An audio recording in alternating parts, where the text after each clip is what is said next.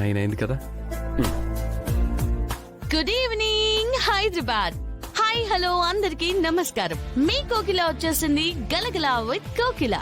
And one more thing, అందరికి sorry అబ్బా. 2 days నుంచి ఈ ప్రోగ్రామ్ కి నేను రాలేకపోయినందుకు మీరందరూ ఎంత ఫీల్ అవుతున్నారో నాకు తెలియదు, కానీ నేను మాత్రం చాలా ఫీల్ అయ్యాను తెలుసా. నేను కూడా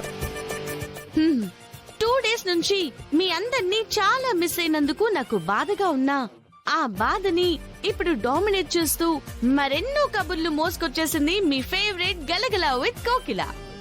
ఈ ప్రోగ్రామ్ లో మన ఫస్ట్ కాలర్ ఎవరో చూసేద్దాం రండి. Hello, may know who is this? This is శృతి.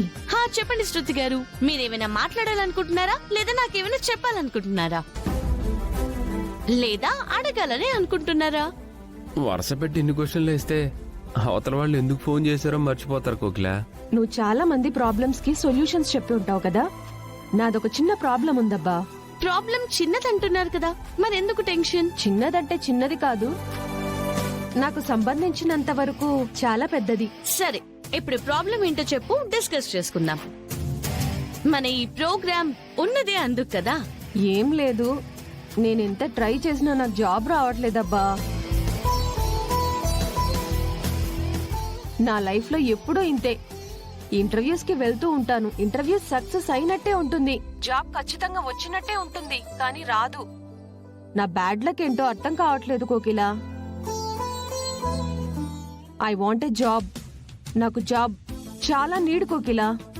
చూడండి, అసలు నీకు జాబ్ రాకపోవడానికి కారణం నువ్వే తెలుసా? నాకు జాబ్ రాకపోవడానికి కారణం నేనే ఎలా అవుతాను? నేను ప్రతి ఇంటర్వ్యూని చాలా సిన్సియర్ గా అటెండ్ అవుతాను, చాలా కష్టపడి చదువుతాను. వాళ్ళు ఏ ఇంటర్వ్యూలో ఏ క్వశ్చన్ అడిగినా సరే నేను ఆన్సర్ ఇస్తాను. నీ ప్రాబ్లం నీ ఇంటర్వ్యూని కరెక్ట్ గా అటెంప్ట్ చేయలేకపోవడం వల్ల కాదు, నీ మీద నీకు నమ్మకం లేకపోవడం వల్ల. తన ఇంటర్వ్యూస్ ని అంత పర్ఫెక్ట్ గా అటెండ్ చేస్తాను, ఆన్సర్స్ కరెక్ట్ గా ఇస్తానని చెప్తుంటే ప్రాబ్లం తనలో ఉందని నువ్వెలా చెప్తున్నావు? నేను అదే చెప్తున్నాను. నువ్వు ఇంటర్వ్యూ అటెండ్ చేసిన తర్వాత నేను పర్ఫెక్ట్ గా ఆన్సర్స్ చెప్పాను, ఖచ్చితంగా ఈ జాబ్ నాకే వస్తుందని నువ్వు చాలా నమ్ముతున్నావు. అది 1%.